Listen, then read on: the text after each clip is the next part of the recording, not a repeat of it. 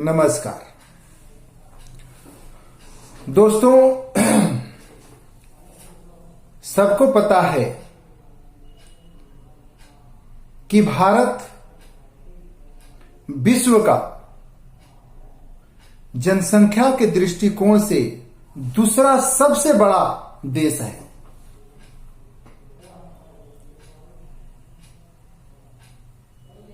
हमारे आबादी के 65% लोग नौजवान हैं।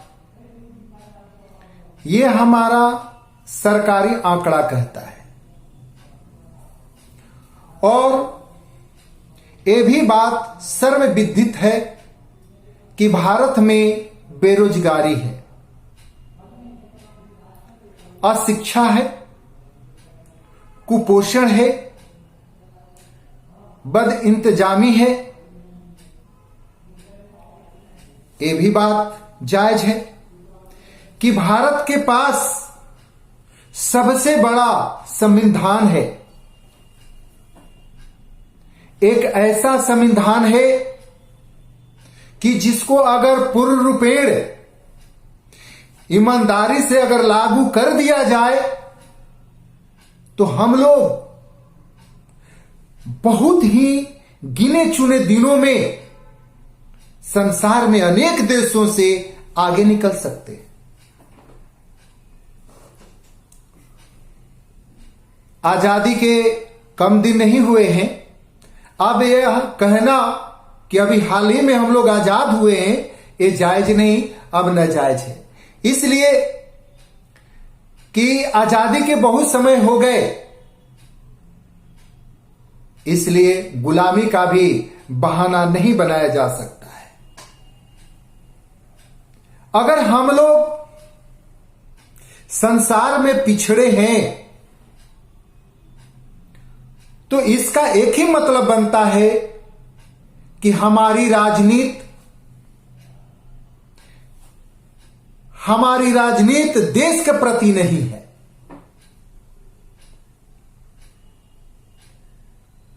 आजादी के बाद चाहे जिस किसी के हाथ में भी बागडोर रहा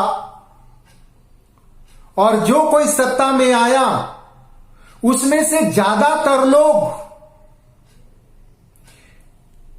सत्ता को, कुर्सी को अपनी बपौती, अपनी खानदानी बनाने की कोशिश किया, जिसके लिए उसने कानूनों की धज्जियां उड़ाई, संविधान को पूर्ण रूपेण लागू नहीं होने दिया, राजनीति में आपराधिक किस्म के लोगों का प्रवेश हुआ, माफियाओं का भी प्रवेश हुआ और हमारे देश की राजनीति बड़े बड़े पूंजीपतियों के लिए एक उद्योग बन के रह गया।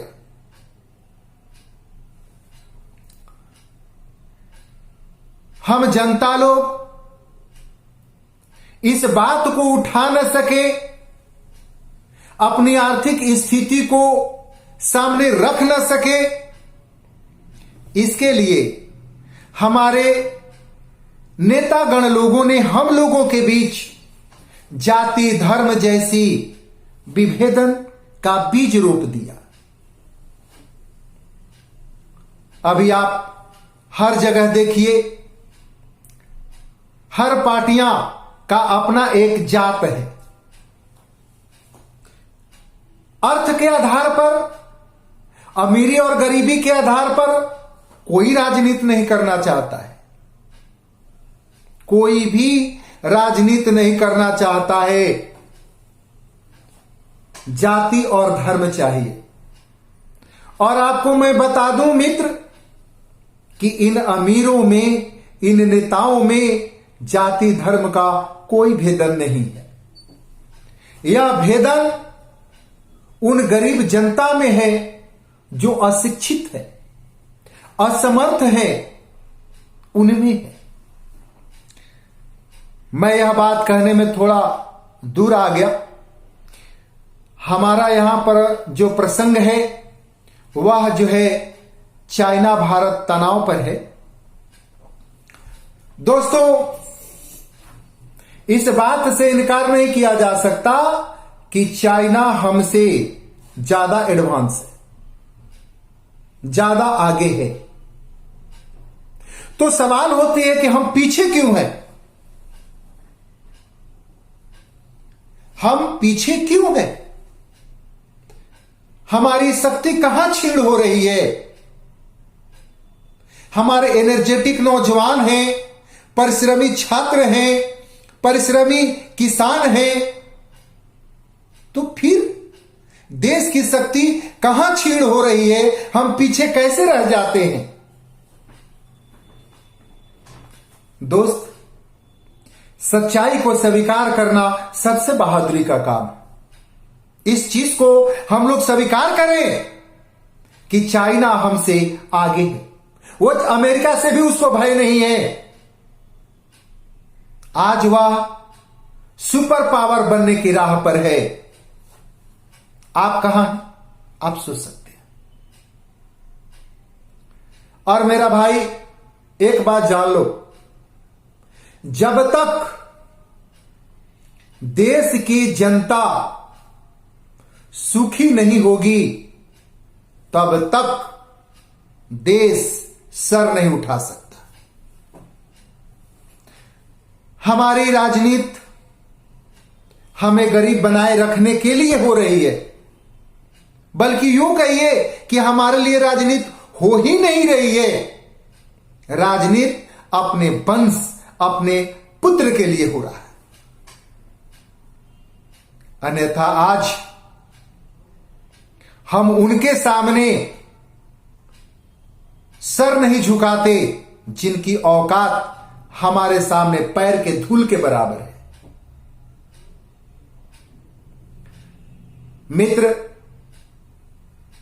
संसाधन, प्राकृतिक संसाधन में मनुष्य भी एक संसाधन के रूप में गिने जाते हैं। और जिस देश के पास इतनी भारी मात्रा में जनसंख्या है, उन जनसंख्या को काम देने के बजाय, शिक्षित करने के बजाय, हमारे नेता उनको अपने राजनीति का रॉ मटेरियल बना रहे हैं। आप सोचिए, तो आपके सामने अगर चाइना खड़ा है, आपके सैनिक को मार भी देता है, तो इसमें कोई अतिशयोक्ति की बात नहीं है। हमारी सोच, हमारी राजनीति हमें संसार के सामने लात खिलाए, जूता खिलाए या जान मरवाए। कुल मिलाकर मैं यही कहूंगा कि देश में जो धर्म और जाति को लेकर राजनीति चल रही है, इसका बिंदु अमीरी और गरीबी पे लाया जाए, ताकि हमारी आने वाली नस्ल समृद्ध हो सके, एक सकुशल जिंदगी जी सके। अगर आप ऐसा चाहते हैं तो आपका स्वागत है। धन्यवाद।